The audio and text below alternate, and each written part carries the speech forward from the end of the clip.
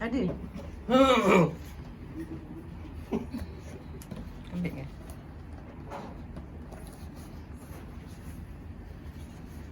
Tak ada, tak ada.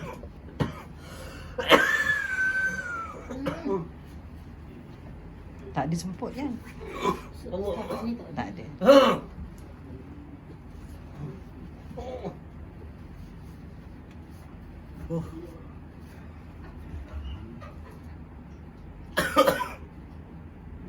Kerjanya berat ke?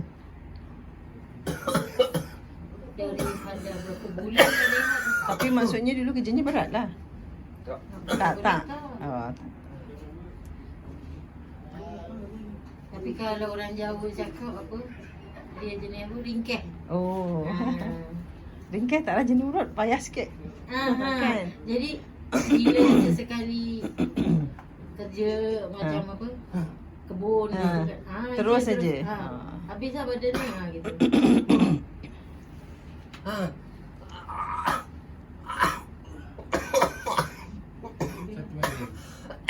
Taklah. Sini urutnya tak ada badan, memang urutnya saraf aja.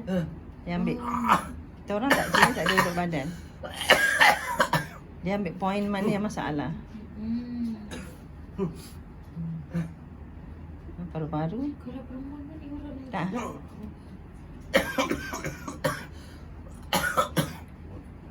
Lepas tu dah tahu lama tapi maknanya kita ingat untuk lelaki je gitulah kan.